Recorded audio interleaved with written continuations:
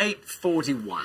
British astronaut Major Tim Peake has just marked the halfway point of his 6-month mission in space. He spent more than 12 weeks orbiting the Earth on board the International Space Station. He's made the most of his time in space by conducting experiments, sharing photos online. He's taken and answered questions, of course, from school children via video links, all live, which is so incredible, isn't it? It's amazing. With us now is former NASA astronaut Don Thomas, who completed 4 missions to space in the early 90s. Good morning. Good morning. Great to be Times here have today. changed. It's lovely to have you with us. Times have changed, hey? It's changed in terms of communicating. quite a bit. When I was on the space shuttle 20 years ago, I would have the capability to talk to my wife maybe one time for 5 minutes during a mission.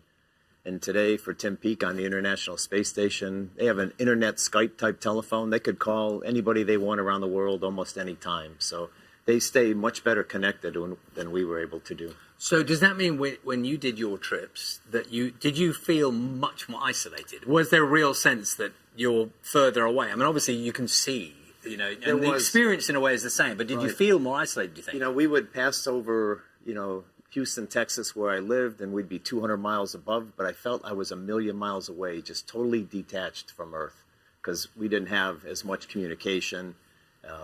We could still talk to Mission Control, but with your family and your friends, just felt very detached. And I think what they've done today on the International Space Station is much, much better. What were you doing here? Because we've been talking about Tim Peake. It's an exercise bike. We had an exercise bike we'd ride every day for 45 minutes. Tim Peake also has an exercise bike. They have a treadmill. He's got a weight machine. So he would exercise 2 to 3 hours a day up there because he's up there for a much longer time. And muscle loss and bone weakening is a bigger issue for him than on my shorter 2-week missions.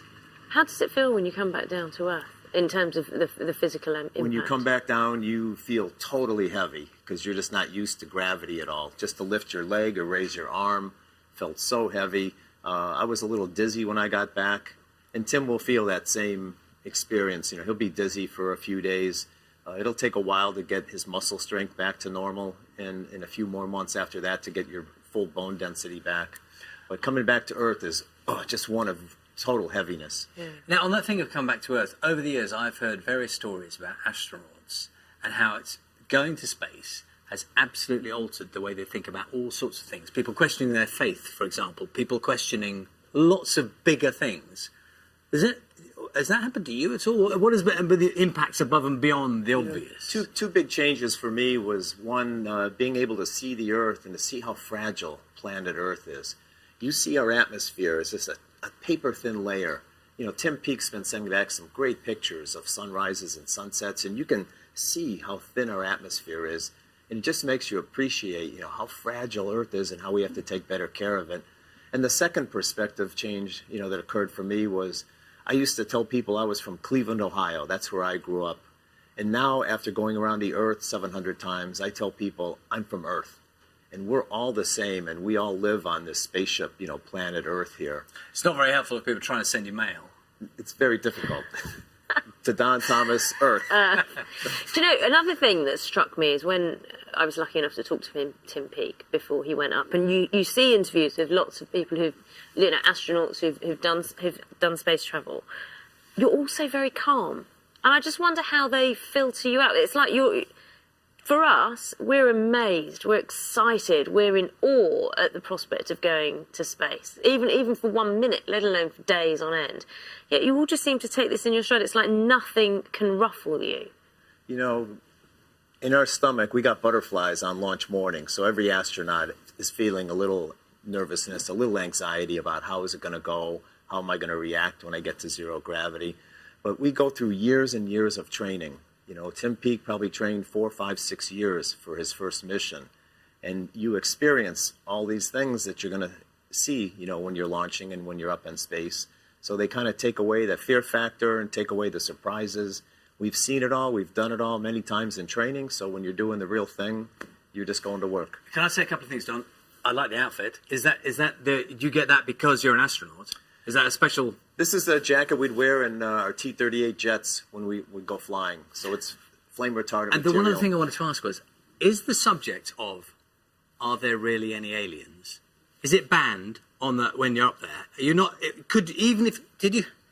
You're not allowed. Is anyone allowed to ask that question or look out the window and say, "Do you know what? Sometimes I wonder." Is that banned? I get asked that question all the time. It is not banned.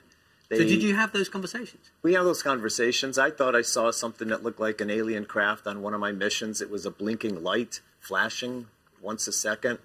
But as I studied it, it turned out to be a chunk of ice that was spinning that had come off our engines. So did you call the guys and go, look? No, I'm just watching it. I might have called somebody over and say, I see a flashing light there.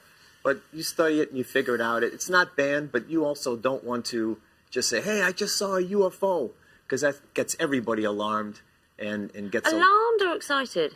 Both alarmed and excited. They'll be writing to their congressmen and asking NASA about the cover-up, what happened to this alien spacecraft and all kind of conspiracy theories. So we try not to joke about aliens up there, but if you legitimately saw something, there is no, prohibition from saying, no, you can't say that. So the big questions, aren't they? Fascinating Really talking lovely to to see you. you. Thank you so much. Great to be here today. Thank you, Don. Many thanks. Thank you.